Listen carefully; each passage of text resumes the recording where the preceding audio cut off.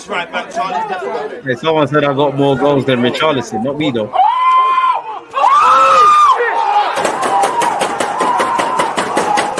People deluded, I'm back again. Come on, Ian, man. You always use that active when defenders have been given like.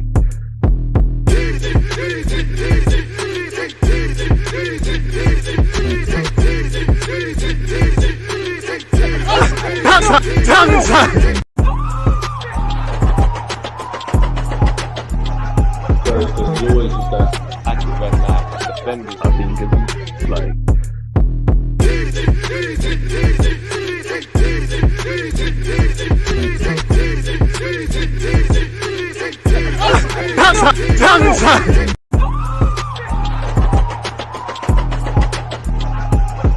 You always use that active when defenders have been given like.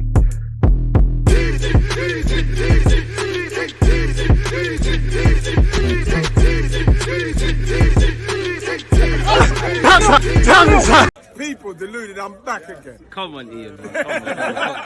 With an introduction like that, what more can I say? People deluded, I'm back again. He supports the rivals, but he's one of the good ones. And, you know, it's a chance to ask him his thoughts on relation to Spurs. Tobes, we say, man, how you doing? I'm good, man. Apologies. I didn't get back to my flat in time, so I don't have my proper lighting. I don't have my proper mic. I don't watch none of that, bro. We can see Sorry, you're good, man. You're Sorry, good, man. Minor, man. I appreciate the commitment and whatnot, man, and whatnot. Again, appreciate the nice words, frankly. Let's get straight into it, man. Let's address the elephant in the room, man. Conte, I thought it would be a perfect chance to get you on because, you know, when you brought Conte in, proven winner, all of that jazz. And just like Jose Mourinho, the same thing has happened, man. Like, where's it gone? Where did it go right? Where did it go wrong? Yeah, man, let's start with that. So where did it go right was Conte came in and had a huge effect on our team last season. Since he got the job last year, I think he went on to accumulate the third highest points per game average in the league. Only Liverpool and Man City average more points since he got appointed as Spurs boss last season, man. We scored a lot of goals in the latter stages of the season. And listen, of course, I get it. Arsenal, they bottled it last season. Absolutely. They absolutely bottled it last season. But I feel like if one team bottles it, another team has to be there on hand to capitalize, right? Amen. And we capitalized. People could talk about Arsenal bottling, but they don't want to talk about the fact that Spurs won 10 of their last 13 games of the Premier League campaign. We only lost once, and that was to Man United, 3-2. We went to Anfield, didn't lose. We should have won that game, and if not for a jammy deflection, we beat you. Yeah, like we scored a lot of goals. And listen, there were one or two games where the performance wasn't to our liking, but it was efficient. And I think that's what good he did for us last year. Like if people want to ask, oh, why did Spurs fans hold Conte in such high esteem? It was because of that. I didn't think Spurs had a chance of top four at the start of last year. And even in January of last season, I thought, yeah, I don't brought players and it gave you a push as well, man. So you did your thing last year, well, the second half of last year. Exactly. So like that's the good, but the bad is everything good that Conte did last year. We've not seen it this year. Right. What has he specifically done wrong? Because this is why I wanted to get you on it, because as an Arsenal fan, we've been here before. I think you can waffle about the club's owners and all of that stuff. And then I think you have to look at the manager. So I think we have to break it down. So like specifically to Conte, what could he have done better? I only ask because I don't think he's necessarily been backed. But then when I look at cold-hearted facts, he's got the highest net spend. You touched on his football as well. I personally felt that the way you were winning games, again, if you do that a couple of times this season, it is, you know, winning mentality and all of that jazz. But I think the way you lot played, the way you set up your team, the struggling to adapt and how easy it is to read you lot, coupled with your defense making mistakes, your front three kind of being out of the games, and you haven't really got the midfield personnel. I don't think it was sustainable. And it takes me back to Arsenal under Emre when we went on the unbeaten run, and you could see the issues. And the problem is no one don't care when you're winning. I think with that one, it's it's clear to see for me like where he's struggled this year, right? I look at the squad, for instance. Yes, I don't think he was backed in the defense in the weakest part of our team, the defense. I think it's only obviously people look at it now. I think he spent a lot of money, and Pedro Porro coming in January adds to that, right? But he got Pedro Porro in January. He didn't get Pedro Porro in the summer. He got Jet Spence in the summer. He didn't use Jet Spence, right? But we need that wasn't him signing. That would be, well, it looks like it. Everyone knew that we needed two good young dynamic centre backs, and we got Longley, right? And I get it. He was an advocate for Longley. I don't think he disliked Longley, but I don't think Longley was anywhere near the profile of centre back that Spurs were looking at in the summer. We were linked with Gvardiol and Bastoni, and then all of a sudden you get Longley. You're at a point as well, whether how true or false that was. So he was backed. Conte was backed, but he wasn't backed, if that makes sense. So he was given enough money to have done better than he had done. So done a lot better than he had done.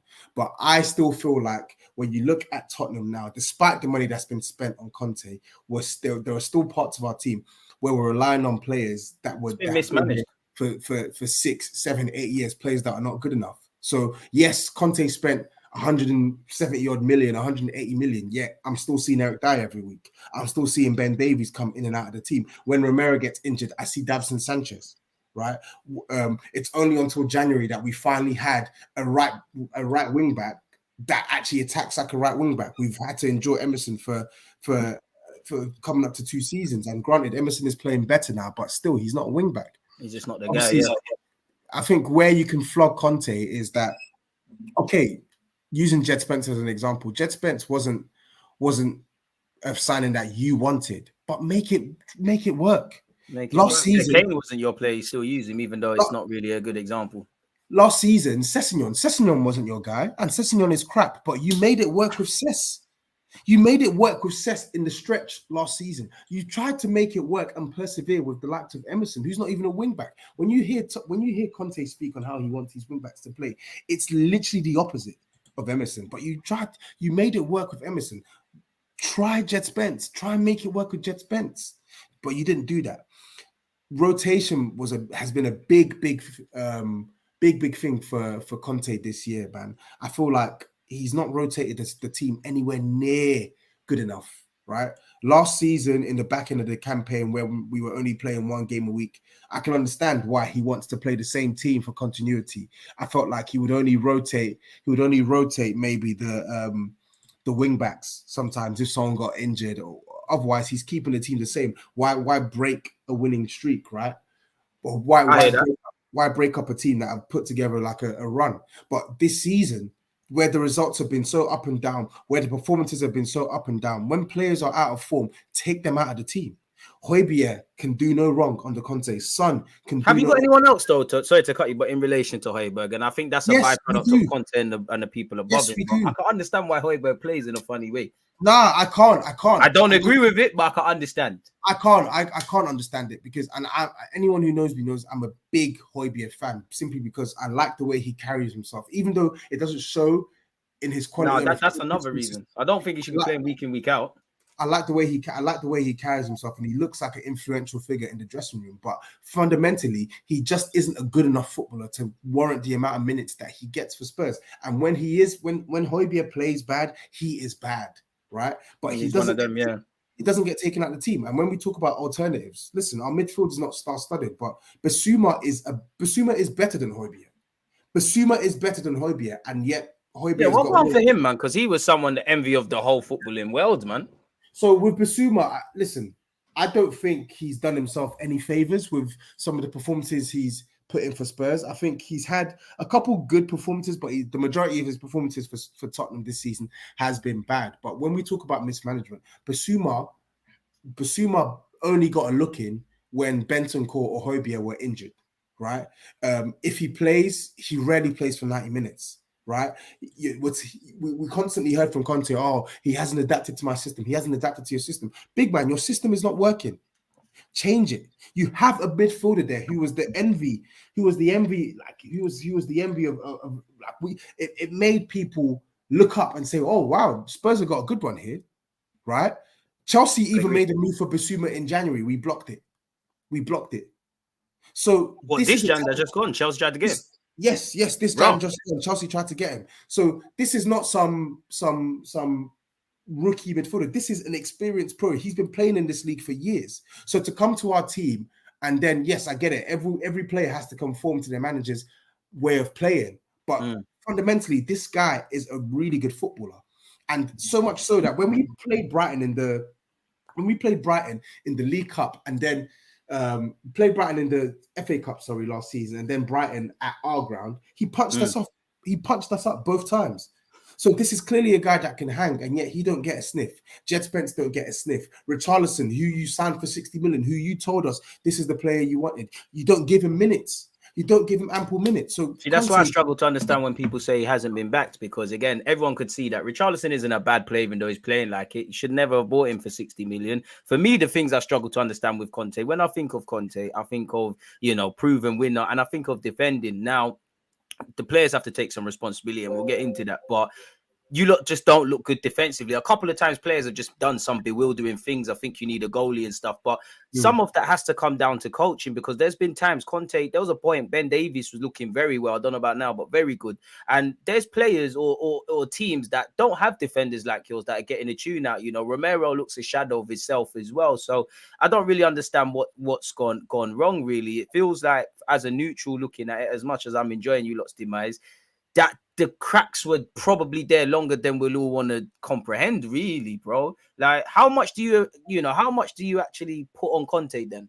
Because as you said, there's tactics, there's a tune he could have got out of players, whether he likes Spence or not. He had the highest net spend of any manager recently at Spurs. We're going to get onto the board, because I think anyone that goes into the Spurs job is kind of crippled already. But how much is it of Conte then? Because as you said, he performed the miracle, got you top 4, blah, blah, blah, regardless of what other teams were doing. I think, of course, he will have to bear. He has to bear the responsibility as a manager, but it's not all on him. When Spurs, we're used to this now, because we've seen it happen under Nuno, we've seen it happen under Jose, and we've seen it happen under Pochettino. And even me, I was so against Jose. But towards the end of his tenure, I recognized that he needed to be sacked. But it's not just Jose, right? Same way, it's not just Antonio Conte. Just like with us, with Wenger and Emery, to be honest. Yeah. So I feel like players have let Conte down this season for sure.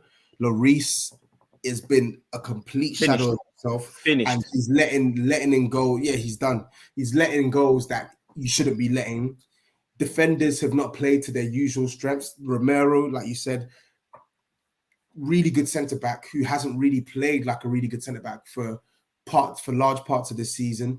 And then you have players that aren't good enough doing what they do best, like Dyer making mistakes, Longley, who was actually pretty decent for Spurs up until the turn of the year, making mistakes. Even Ben Davies, who's enjoying a good run of form before his injury now in 2023. Even him, he hasn't been that great this season up until recently. So I feel like players have to take responsibility. 100%. Son has been diabolical this season, complete shadow of himself this season. Højbjerg's form has disintegrated over the last couple of months. Even Harry Kane is banging in the goals, but even his all-round game, his passing game, his link play, it's not been to what we normally expect game to game, right? It's not. And then Richarlison, even with the reduction of minutes that he's had, the minutes that you do have, you're not even making an impact. We're almost in April. He's not scored in the Prem. It's unacceptable. However, exactly. So I'd be lying to myself if I said it's all on Conte. It isn't. No one can. Even the most biased of Arsenal fan can't just look at players. Players ultimately have to take accountability for their own performances. But where Conte has to take a big portion of blame is the way he sets our players up, putting players in positions where they can influence matches the most, picking the right players to suit the opposition, switching up the tactics when your plan A isn't working, and utilizing what you have at your disposal. I feel like this season, it feels like we've gone even more defensive. I don't understand. It's like you lot set up not to lose versus to try and win the game. Exactly. So too much. like I think our counterattacks are have been nowhere near as potent this season. I think our chance creation since the start of the season is fallen off a cliff. If you look at our XG at the start of the season and compare it to where we are now, it's night and day. So our XG, so the chances we're creating per game has gone down dramatically, and the chances we're conceding per game has gone up. So everything good that he did last year, which was increase in XG, decrease in XGA, it's roles reversed. So it's clear to see that his optimal way of playing has not suited Spurs this season. Not trying to say that Tottenham are the bee's knees, Tottenham are Arsenal, Tottenham are this, Tottenham are Man City. No, I think everybody banter us. I can see you're not saying that really. Everyone here can see that this team, irrespective of what you think of some of our players, is better than what we've been serving up. 100%, and you're full for something like that. So it's not like you're man of fighting relegation. There's still something to salvage, sort of thing. Again, because I got like one of my good friends is a Spurs fan, and that's why I don't banter you, because I know I get onto you in the Insta DMs and that. But I've already given him all the nonsense. But he made the point that as a Spurs fan, he is quite sick of seeing a back three. Where do you stand with that? Listen, I don't mind the back three as long as the system you're deploying is sustainable. Can it get Spurs scoring goals? If it can get Tottenham scoring goals and keeping teams out, I don't care. Our best ever season under Pochettino, we were playing a back three. The second half of the campaign, we were playing a back three. We scored the most goals. We conceded the most goals in the league. Chelsea won the league that year. We were playing a back three with Eric Dyer, Alderweireld, and Jan Vertonghen. So for me, I don't actually care. Genuinely, I don't care whether it's back three or back four. Now, granted, with Conte, the back three is not working with these set of players. We are setting up to contain the opposition, but the back three, it makes us even more vulnerable. So back three is a general tactic. I don't care. As long as you have the right players for it. Yes, as offensive or defensive as you want to make it, essentially. Back three with this group of players, for me, is redundant. So I would like to see a change. I would like to see a change away from the back three. My personal preference is a 4-3-3 or 4-2-3, and that's my personal tactic. But if you have the right players for a back three, I don't mind it. I really don't mind it. It's all about having the right players for me, or better yet, putting the right players in the right positions to thrive. I'm with you with that, man. I know you said your laptop's gonna cut out. Yeah, I don't know why it's doing this, man. It's my 1 sec. Let me see if I can delay it. It's Windows update, man. Try the phone. It's peeing me off. Okay. See, people, the man's at work. He's still here to give you lots of content and therapy for you Spurs fans, man. Smash the like button and subscribe to Tobes if you haven't. If you're on YouTube, you just have to click the description and that Bob's your uncle, really. So do that, people. It's doing my nutting. Okay, let's see. It's not kicked me out yet, but okay, let's see. Let's see if this works. Go on. Yeah, just keep running it. So yeah, as I was gonna say, yeah, so that's Conte's sort of fragment. What do you feel about the Enid group, Levy, and actually Patrici? Because if I was a Spurs fan, you know, I'd have a headache already seeing the way Conte was acting towards the end, seeing the results, seeing the player performances, like you said, you know, the summer transfer window, you know, the media, not necessarily Spurs fans, but the media made out that it was a great window. No one's really performing. You add into that Danjuma, Puro looks all right. Where do you look at the board and actually Patrici as well, because it's come out today that, you know, his ban has been extended or whatever. You know, we'll probably have to wait a couple of days to see what this really means for Tottenham. But, you know, if your director's not there, you ain't got a manager at place, you know, probably working on something. Where does this leave your transfer strategy and just overall direction as a football club, bro? So let me say this. When Paratici first came in, I was open to it. I said, you know what? He's got good pedigree. He's been doing this. Like Conte. He's been doing this job for a long time. So Spurs I think more than anything, we needed the structure, right? We needed a DOF to come in and take the power away from Daniel Levy and try and help define the club's vision, right? So I was initially open to Paratici, but after the first window, I actually grew to hate Paratici because bloody hell. I genuinely after his first window, I hated him because he tried to bring in Gattuso. He spent 72 days to then bring in Nuno. Yeah, he signed a bunch. Obviously, the mandate in his first transfer window was to try and reduce the average age of our squad and get rid of some of the oldies. So Alderweireld left, Sissoko left, Lamela left. Fine, that's good news. That's great news, right? But then you've basically left the team short. You left the team short for Nuno. So Romero came in, fantastic signing. No one saw that coming. Great signing, one centre back. But guess what? Bentancur been good as well, to be fair. But they came in January. Yeah, you're right. So I'm talking in the summer. But then we were linked with Tomiyasu all summer. We needed a right back. All summer we were linked with Tomiyasu. Didn't sign him. We waited until the deadline day to bring in Emerson. Roles switched because we was linked with Emerson. You lot were linked with Tomiyasu, and Exactly. Thank God, really. And we all know how Emerson turned out, right? And then on top of that, the only other signings we made were Papi Matasar, who looks a good talent, but he was a kid, who we then loaned back out to Mets or something like that. We signed Brian Hill, who was, I think he was like one of the most talented youngsters in Spain at the time, but he was a kid, 19 years old. And he was never physically ready for this. He was never physically ready to come in and play immediate first team football in the Premier League. And that was it. Those are the only signings we made in a summer where we needed to sign 2 centre-backs, in a summer where we needed to sign another midfielder, in a season where we need to sign at least 2 attackers. So for me, he started off on a wrong. I didn't like him. I didn't like what I saw. Obviously, Perisic as well, if I stand corrected. But Perisic was the following summer. But obviously, January. Oh, yeah, you're right. January, after that nonsense with Luis Diaz, right?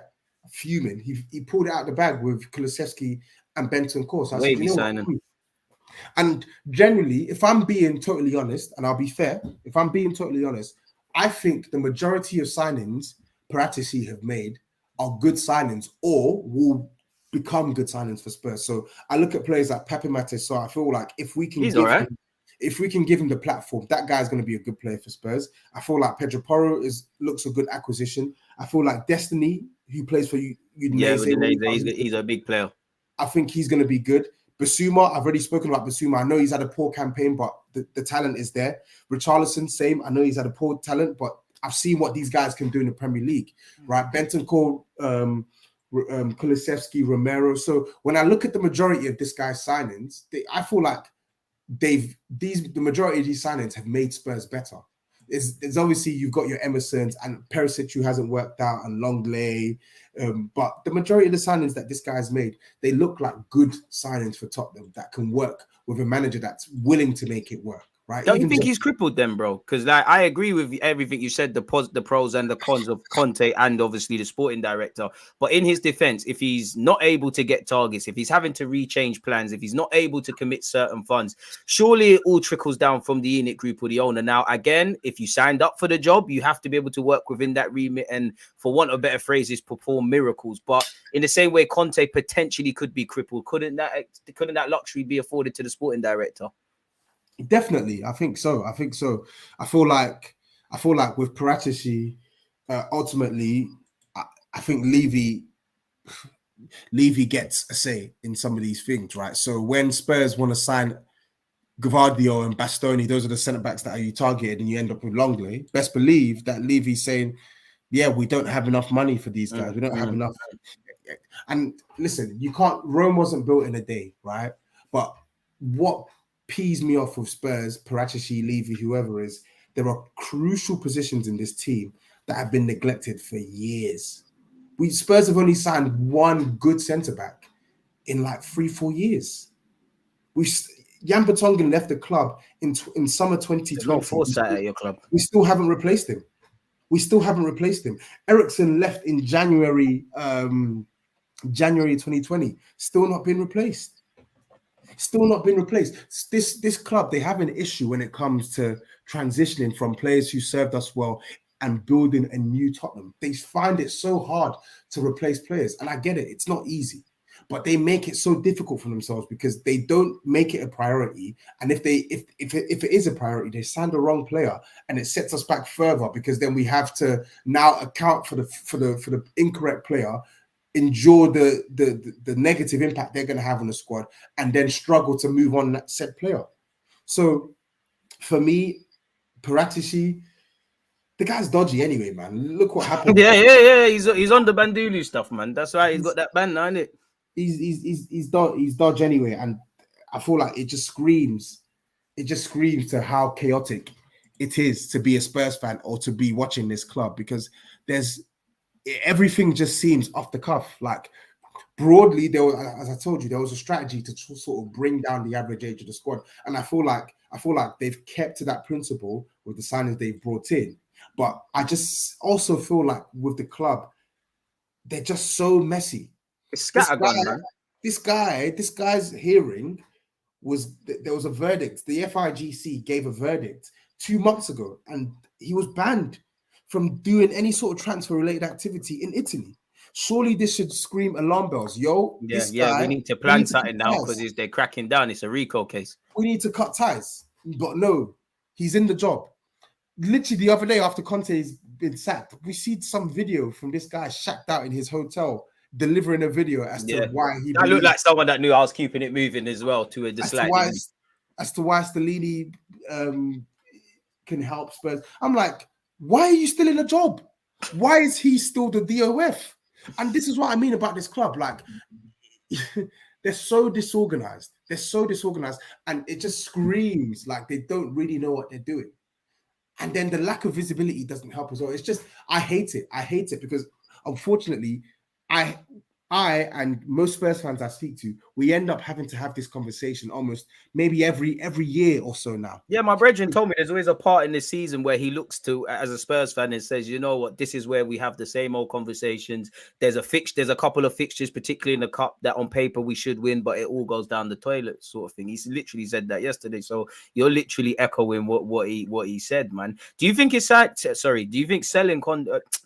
sacking Conte was a bit premature because you got 10 games left? He did it last year. What's your thoughts on that, man? Was it more toxic than it potentially could have been then? Yeah, Conte had to go, man. And you know how much I love Conte. You saw the videos, right? Conte had to go. I thought, and for me, I did a post-match reaction on the 1st of January. We played Aston Villa. We lost it 2-0. And after that game, I was thinking, something's not right here. This felt like when Nuno lost 3-0 to Man United, that sparked his sacking and brought in Conte. From that game onwards, I was saying to myself, you know what? I think it might be time for this guy to go, you know, because I don't think his heart is in this anymore. And I don't think he has the appetite to actually get this team functioning well enough. And I felt that way since the 1st of January, Aston Villa. And now you've seen it happen. And he actually left, and you didn't lose that game, forgive me if I'm wrong, but it seemed like a coming together of all the things that he's been frustrated about. Even some games you've kind of done the things you did against Southampton, but you ran away with a win. So it seemed like it was happening. So for me, I think he should have been sacked weeks ago, probably even months ago. I think they should have sacked him around January time, in my opinion. They should have sacked him because back then the club still had something to play for in the cup competitions. And then when you look at the cup exits as well, embarrassing exit to Nottingham Forest in the League Cup back in the last year. This side of the year, embarrassing exit to Sheffield United, Championship side. We couldn't even create a single meaningful chance against Sheffield United. Yeah, them Sheffield United content creators tried to kill you, man. You didn't even say nothing about them. Some waste, man. Yeah, but and then when you look at AC Milan have been shipping goals left, right, and centre, and we couldn't even score a single goal against AC Milan in 180 minutes of football. So the writing's been on the wall for Antonio Conte for months that he doesn't want to do this job anymore, and he don't care. Obviously, you've got the personal stuff as well. So, but you do your thing. Let's try and bring someone in, because I feel like at that point in the season, it's easier to try and get in a manager to come in and say, you know what, there's still this, and that to play for. Come and help us. Whether it's on an interim basis with a view to sign a permanent manager in the summer, or whether it's you can try and get the permanent manager now to say, hey, look, we've got this squad, this, that, and the third.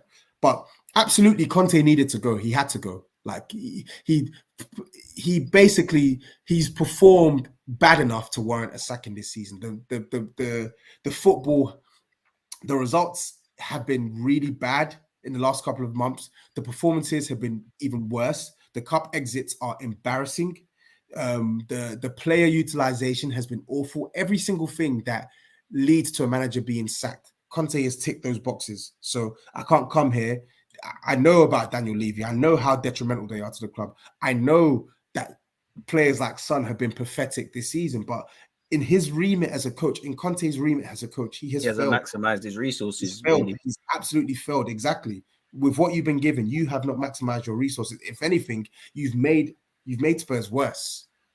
which doesn't even make sense with a better squad. You were playing better. You had Spurs looking better with a worse squad last year, but we look worse, much worse with a better squad. It don't make to have sense. questions of the manager. And that's the thing that I kind of struggle to understand, because I'll ask you about Conte and Arteta in a sec, but I struggle to see what Conte's football beyond what I know is about, really. I mean, with Arteta, even when we was bog standard, even before last season, the points last season, there was a point with certain personnel. It weren't always there. There was times where I couldn't see it from Arteta, but there was a point where you could see certain players, either they're too mistake prone, they're not able to implement what he wants. You could see it. I couldn't necessarily see that with Conte this year. So would you make of Stellini getting the job? Because it seemed like when he got his little assistant coaching, it was all right there, really. And now he's got the job with Ryan Mason to the end of the season, while you lot evidently assess what you're doing. Stellini hype. Stellini You're hype. not here for it at all. Dead. Stellini is Conte's number 2. He's been at Conte's side for majority of his career. He knows Conte ball, right? So when I was hearing, listen, Stellini did well to get the 3 wins, but I wasn't impressed with those wins. In fact, sorry, tell a lie. Man City was the only one I was impressed with. Yeah, Chelsea, I don't think we actually played well. I felt like we just were better than Chelsea on the day. We did enough to win, but I don't think we played well.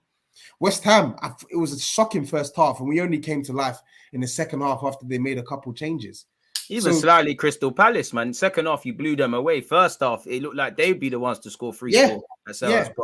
Obviously, Conte was in the dugout for that one, but then Stellini was in the dugout for Wolves, and we lost 1-0. So I kept asking people who were telling me Stellini magic. I'm like, okay, so who you putting this one on? Is it Stellini? Is it Conte?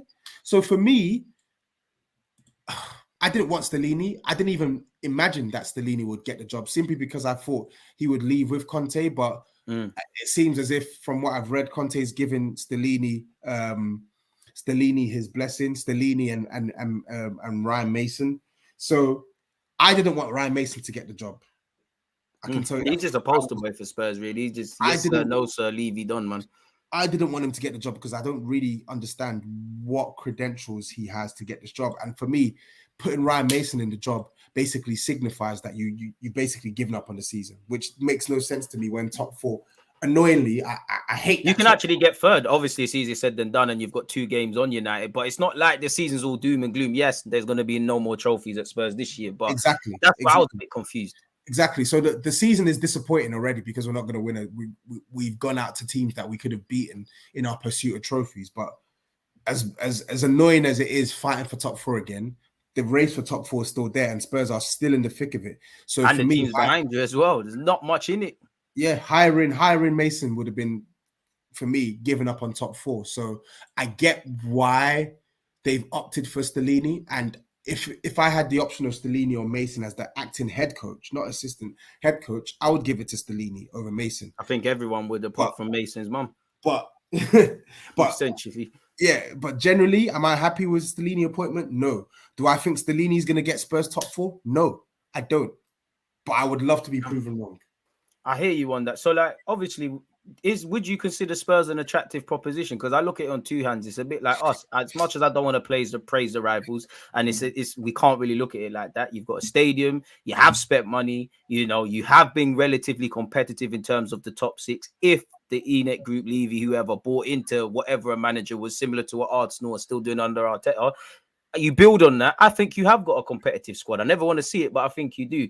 But at the same time, I think Spurs is a bit of a poison chalice. I think we've seen that with Conte, with Jose, when Poch before them got you to a point. It just looks like the best of days, you will hit a certain ceiling, and then it's either we kick on and try and do what other teams are doing, or naturally you're going to regress. So it's almost like a manager's damned if he does, damned if he doesn't, really and truly. So, like, is it a job that someone's going to be itching to take, really? Because you will get a gaffer somewhere.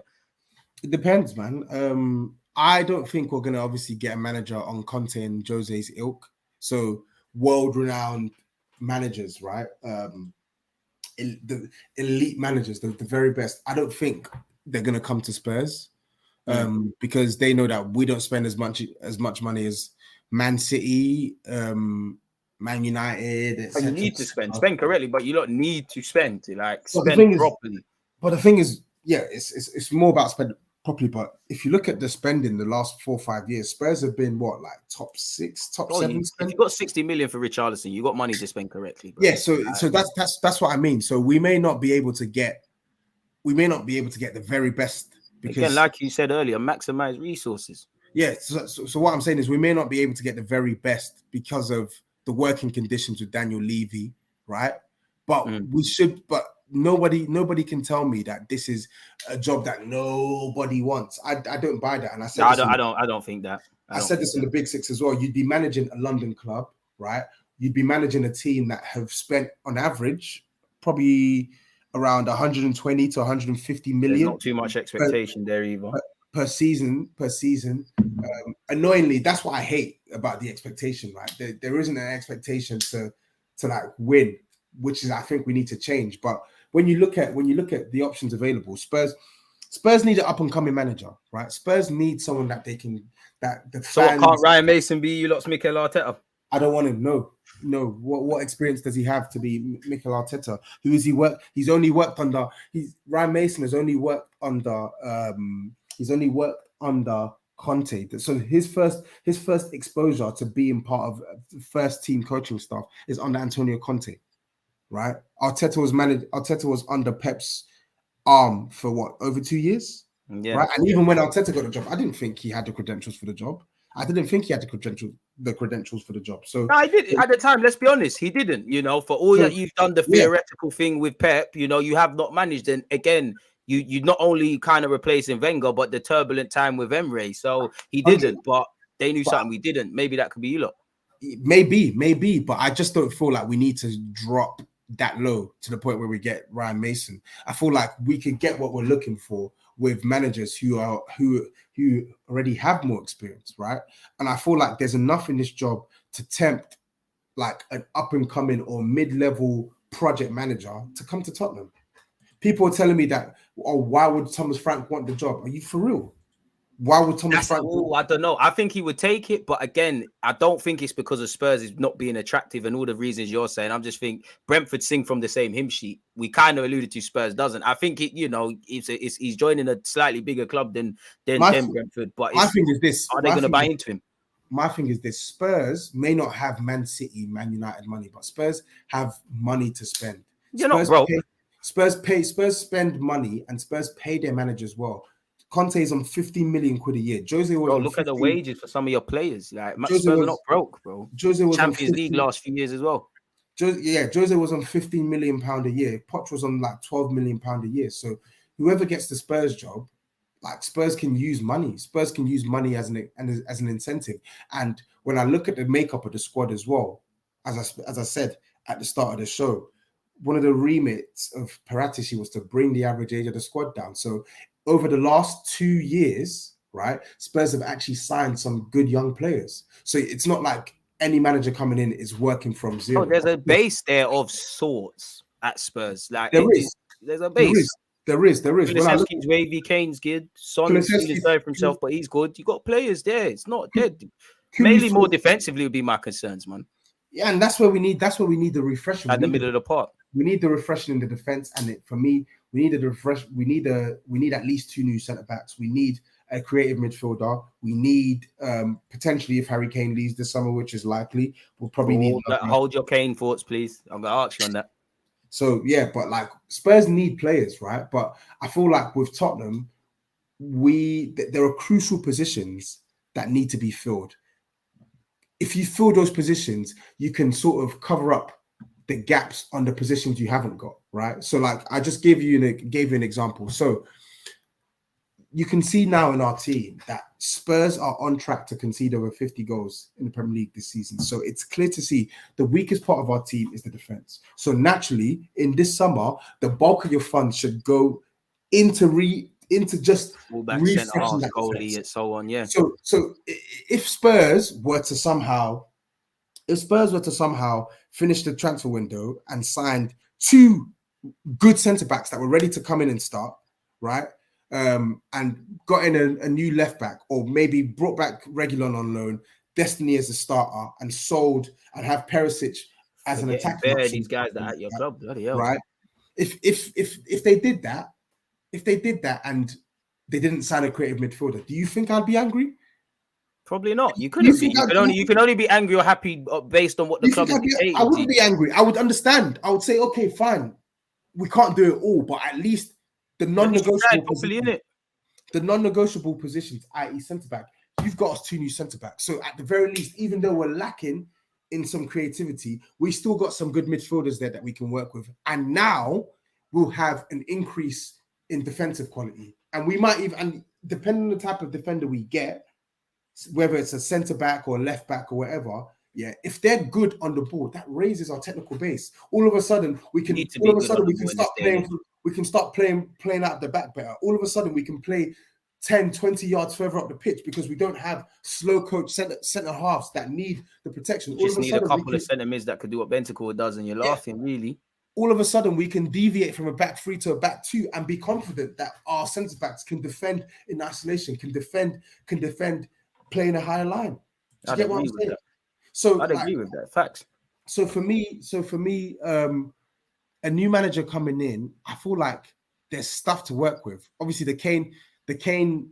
I know you're going to ask me that, but irrespective of Kane, you still got Son there. Son has had a poor season, but Son is not a bad player. You don't turn good or bad overnight. Son will get back. Facts. Nobody can tell me Son's a bad player, and I feel like whilst I am open to selling Son for the right price, if he was kept at the club, you can get goals out of him. You can get goals out of Richarlison. Kulusevski, you can get a better tune out of him when you look at how he's playing now. You can get a better tune out of Basuma. Jet Spence is coming back into the team in the summer. Imagine having Jet Spence, Pedro Porro, and then even if you wanted to be defensive and keep Emerson, at the very least, the guy can defend. Do you get what I'm saying? So you got Papi Matasar in the midfield. You got Romero. There's players that you can work with. Even Brian Hill. The guy's a skinny twig, but technically, he fits the bill. There technically, he's just not there physically. I think anyone that saw him before he signed for Spurs could see it wasn't the thing. So it's all about having a manager that's willing to work with young players, develop young players, and basically help us instill a new culture into the club. And I feel like there are managers out there that would be willing to do that at Spurs. Genuinely, I think so.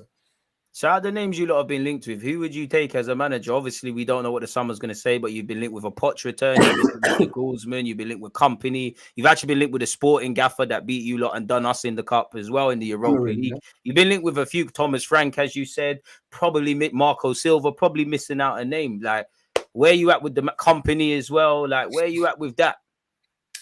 Bro, honestly, I don't have like a huge preference. For me, it's just about finding the right manager that ticks the boxes. I can tell you what I don't want, right? I don't want a guy who is too inexperienced. And what I mean by that is I don't want a guy who is fighting relegation. I don't want a guy who hasn't proven that he can be an outlier. I think Frank or Julian Nagelsmann would be good because they've worked under these sort of remits. In a positive way. So let me give you an example. So like I like De Zerbi. I think wavy gaffer. Show that swallow. I think he's doing a fantastic job at Brighton. I think when you look at the metrics he's taken Graham Potter's Brighton and he's made them better. Making it like Chelsea got the wrong one, really. Bruh, they're scoring more goals, they're conceding less goals, right? They're pinning teams back, they're playing really good football, right? And all of this whilst they've lost Trossard. They lost Trossard in January, they didn't replace him. That's their top goal scorer. Trossard, Cucurella, Basuma, and Benjamin White forcing it. They've sold these guys and none of them are missed. They're flying. So, like, that's what I mean by outlier. Thomas Frank, he wouldn't be my number one choice, but he's definitely a manager that if he was to get the job, I'm not mad at that. I think you should consider someone like Thomas Frank because he's doing a really good job at Brentford. I don't think his football. Some Spurs fans I speak to, they want good football, and I don't particularly think Thomas Frank plays good football, but I feel like it's not dead though. Yeah, he plays efficient football. Like he plays football that gets Brentford winning. He maximizes his player strengths. He gets his players playing to a maximum. And he's able to sell and rebuild. They've shot well, more so Brentford in general as a club and the ethos. And I think we both can see, it's not really about the managers as much. It's the whole club has to sing from the same hymn sheet. Like 100%. What currently we're doing with Arteta. I think Ten Hag has shown he's the guy, but Ten Hag can have all the ideas if he wants. If those above him at Man United don't give him what he needs, then 100%. You're poisoned already. So you're right. And then you got the obvious contender as well, which is Pochettino. Pochettino Would got. you go back though? Because is it always good to go back to an ex-girlfriend though? Nah, it's not. It's not. And there was a point. I remember there was a point last year when it was before we hired Nuno, when it was Poch being linked, but he was at PSG, and Conte was linked because he had just left Inter, and I was doing Poch versus Conte. Who would I prefer?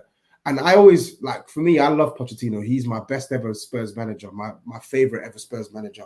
And I feel like we did him dirty. We didn't, all these funds that have been spent. Clearly, you done it dirty, evidently, because when Daly was doing his thing, Kane was doing his thing, you needed a couple more. But you're saying we're saying the same things you was probably saying then. Yes, so exactly. So like all the money that we've pumped into the team since he's been sacked, that was the money that we should have put towards him to rebuild the team, to rip out the players that are not serving this team well enough. And there's always going to be a part of me that would happily welcome back Pochettino, but generally speaking, I would prefer someone new. I don't want us to go back to Poch yet. However, I still feel like he is a viable candidate, because when we talk about the boxes that you need to tick,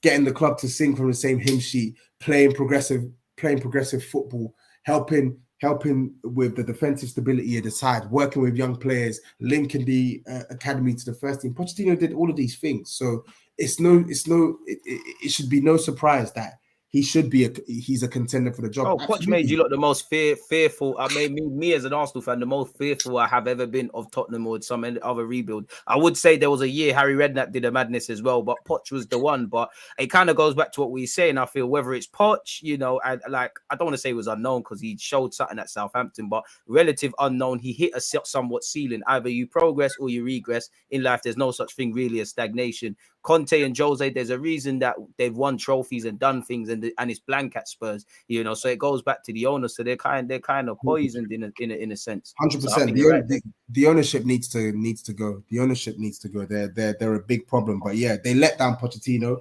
and for me now, my preference would be for a new manager.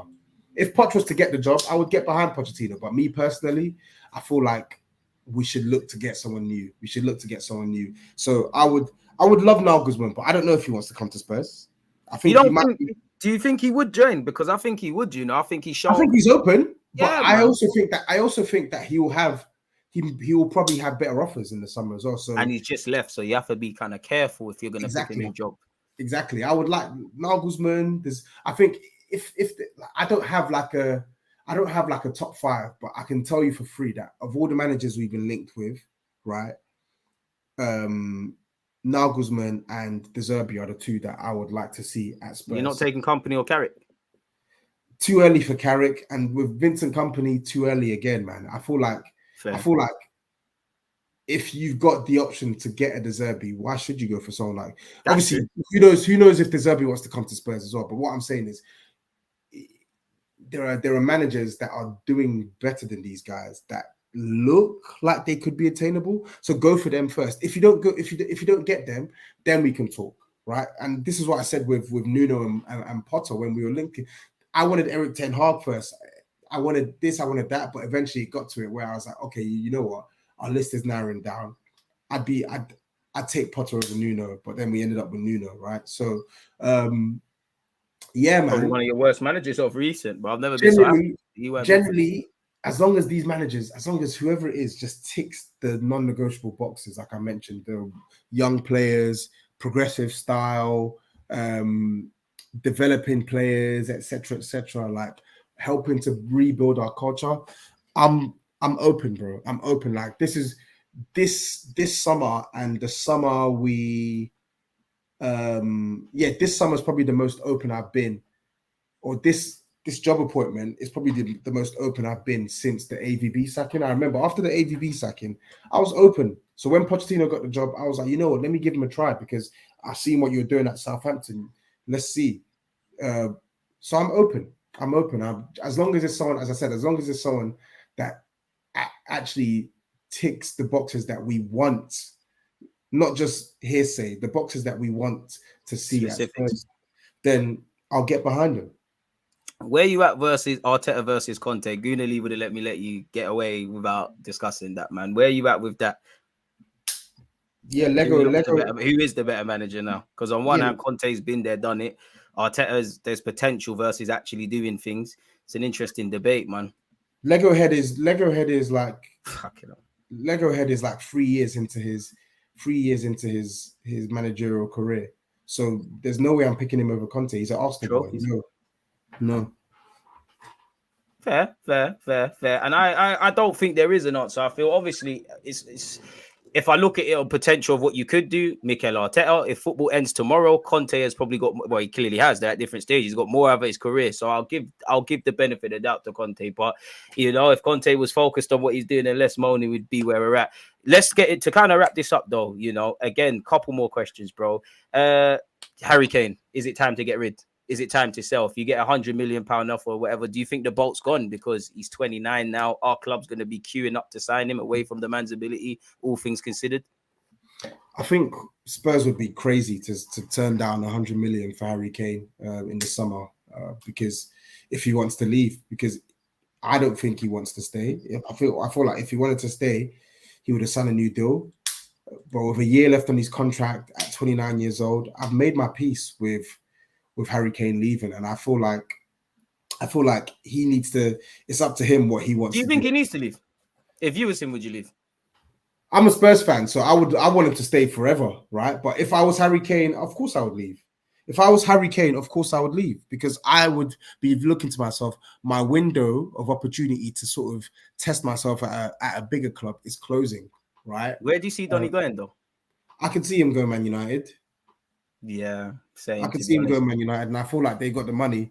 They got the money to put up for Kane, but I feel like his options are limited, right? I think there is a chance he could stay at Spurs. I think there is a chance he can stay at Spurs, but I feel like it's small. And sign a new deal. I agree. I feel like it's small because I feel like he could either. I feel like it's a case where Man United don't go for him this summer, and he has one more season at Spurs and potentially signs a new deal, or he runs down his contract, leaves on a free transfer, and then everyone is going to be looking at him. Yeah, then your options are more open, assuming you haven't physically declined or anything of that nature. But the thing is with Harry Kane, the way he plays, like he's not relying on anything. He's not relying on his physical attributes as much. So I feel like he'll be a fantastic pickup for anyone. You think he will price him out? I think he has to. I think price him out. I feel like he has to put as high a price as possible on Harry Kane because this is literally our best player. It's our best player. This is the best ever player we've had in the Premier League. Lord knows how much to replace him as well if you let him go. In terms of what he's contributed to our club, right? But with Harry Kane, so it's not some average Joe that we're selling. So it has to be a big fee, even with a year left in his contract. It has to be a big fee. We can't be accepting chump change for a player of Kane's caliber. I'm with you. And I feel like we'd be in a position to command the money that potentially we'd be asking for. And I feel like teams would pay it because they know what they're getting with Harry Kane. They know what they're getting. I'm with you with that. I think, his age is 29, 30. There's not too much longevity. But, if I'm Man United, God forbid, and they buy Harry Kane, within that 2-3 years that you give him that deal, you win a title. It's not that the transfer fee's been paid off, but it's a means to an end, similar to Robin Van Persie, essentially. As you said, and I agree, again, with the sports science and all of that, time does catch up with you, but Kane looks and appears, I might be wrong, relatively injury-free. His game isn't reliant actually on anything really. Yeah. I actually feel as he gets older and he realizes he hasn't really got the legs as much, I think he'll do what some fans actually want him to do and just stand in the box really versus dropping deep and things. So I don't think he'll be an issue. I don't know if the Bayerns and these guys go for him. I'm sure they'll be attractive to him, but I'm not too sure they'll go for him. Bayern don't seem to kind of go for that at his remit, so I'm not even too sure, really. I think Bayern definitely want him, but they're not going to pay that fee this summer. And second of all, I don't think he wants to go to Bayern. I think he wants to stay. I think he wants to stay in the UK. I think he wants. Yeah, he's one of them. So that's why I feel like there is a chance he could stay at Spurs. But me personally, I just I've asked this question to my friends, and whenever I asked it to myself, I always say to myself, yeah, Harry Kane's leaving, because I just say to myself, what project can Tottenham sell to Harry Kane that they haven't sold already at 29 years old? This is the thing. And how much time do you fall for it before you have to slap yourself in the Exactly. face, really, with Conte, Exactly. with Jose, probably with Poch and stuff like that. But I don't know with Kane, you know, he's clearly a model professional, all of that jazz. It just looks like he can't really finesse certain things. You look at the whole City move, him and his brother played that terribly. I think that was the summer to really keep it moving, had you have kept it moving. And the way he was talking at the time, I think you've got to get that done, whether it's City or someone else, because there was a bit of egg on his face. Now, Kane, you score goals, time moves on. Arsenal have had plenty of players. Vieira every week wanted to leave, and they kept it moving. My last question for you, bro. Again, people, if you've got any questions, get them in now, because I don't want to take up too much of Tobes this time. How do you salvage the season of what's left of it, and are you confident of top four? I'm not confident on top four, no, but it's annoying that I'm not confident on top four because it's right there. We literally have everything at our disposal to get top four. We have a better attack than Newcastle. We have a better attack than Man United. We have a better attack than Brighton, right?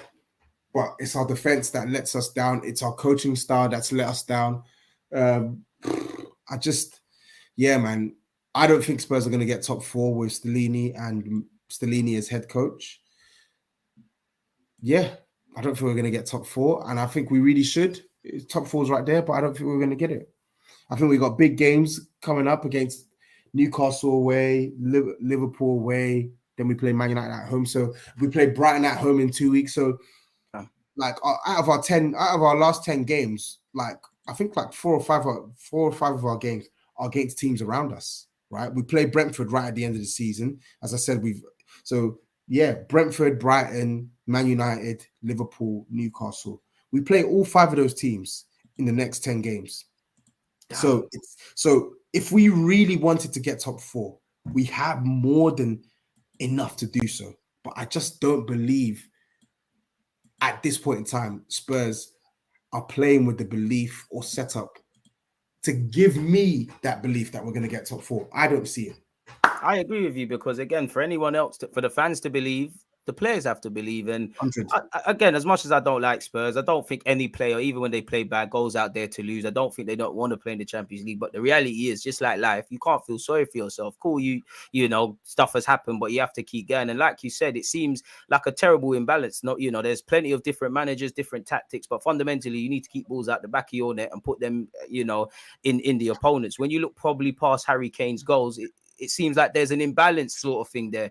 Again, my last question for you, and I believe Mr. whatever his name is, forgive me for mispronouncing, he seems a Spurs fan, so I thought let me let you answer the question. I've seen him on my channel. Big up to him. Big up yourself, man, and appreciate you for coming over and pre-ing Tobes on my channel. My question to Tobes, is this what changes if Nagelsmann or any of these famous managers who are winners as well, we only want yes man? I don't really think there's necessarily a question, but yeah.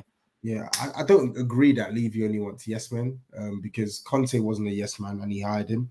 Pochettino wasn't a yes man and he hired him. But I do agree broadly that Spurs won't prosper really and truly when it matters under Daniel Levy and ENIC. I don't believe that Spurs will be truly competitive under ENIC. And what I mean by that is winning major honours. Do you ever see them leaving or selling better yet? I don't know. Not anytime soon. And I feel like it's to Tottenham's detriment. I feel like no matter who comes in at Spurs, there's a cap. There's a cap. There's a ceiling, 100%. There's a ceiling. It shouldn't be that way. There should be no ceiling. But I feel like there will be with any manager that comes in at Spurs, simply because of the mindset, right? The mindset at the club. Let me see what this is. Big up Paul, man. PM, you always say. Toby, do you feel like Tottenham won more than Arsenal last season with the top four? Was it a false position for you guys last year with you guys being so poor this season and Arteta doing wonders? Again, for me personally, if you're fighting for top four, it is a battle of the inconsistent. I think the same can be true for both teams. Had we have got top four last year, cracks would have been papered over. I would have been happy, would have been gassed, would have been a chance to re-up and do what we need to do. For you lot, I think it papered over cracks as well. But again, end of the day, you got it done, innit? Whether that was because of January, we didn't bring players in, you brought players in. I don't know for blessing in disguise, because I think with the top six now, you have to be braced that 1 year. It's not for everyone apart from City at the moment. You're probably not going to make it 1 year if you're not doing certain things. No, I agree, bro. I agree. I think with with us as well, what I wanted to say on this is top four, as I said at the start of the stream, Conte won 10 of his last 13 matches. We knew that the Spurs team wasn't perfect. So we weren't expecting perfection. Like you said, top four is a case of who can mess up the least. Our squad at the start of last season was terrible. It was a terrible squad. And even with Kulusevski and Bentancur added in January, it still wasn't a good enough squad. But he got us top four of that squad. So the thinking was, this should be a springboard to do more this season. And we've gone backwards. So I don't think it was a false position or anything. I just think Conte, the players, they've underachieved. Simple. And I agree with that. I think, even if Arsenal, I don't look at the league table, but did the big one or get top four as a minimum, this shouldn't be complacency. Man have to build on this, because as good as we've been, there's still several things we could do better. Arteta says it all the time, really. We've had Arsene Wenger. One good thing about Wenger, historically, when we was winning stuff, was he kept rebuilding. So Alex Ferguson shows that. Pep shows that, and probably needs to do it. So it's either I don't think in life there's anything as stagnating. Either you keep progressing or you stay still, and ultimately you go backwards. So it's a myth, man. But yeah, man, this has been a fantastic chat with Tobes. You got any other content and stuff to come out? Make sure you're subscribing if you haven't already. Can't imagine you don't know, what Tobes is on and his YouTube channel and the rest of it. But what you got to come, bro? I don't actually know, because I'm meant to be flying out to Kenya tomorrow. So I'm safe flight, broski. Safe, bro. And I know our next game's against Everton, but to be honest, I can't be asked to do a preview on that, and I'm gonna be busy. So I'm probably gonna try and do something. Maybe post. Yeah, I don't know. To be honest, I can't tell you when next I'm going to do some content. Maybe sometime next week. So, yeah. So there you have it, people. Regardless, all you got to do is subscribe, turn on your notification bells, and if and when the content comes out, the content comes out. Can't imagine Tobes throughout this week or next week or whatever hasn't been on the Big Six and all these other shows. So make sure you're checking out and supporting them. And them again, you lot in the chat have been fantastic. Tobes, it's been a fantastic just hour with you. Appreciate you for making do at work and whatnot. But yeah, people. We're out, man. Make sure you hit the like button, comment, subscribe, and all that good stuff. And yeah, man, Power Shift Hype. We're out.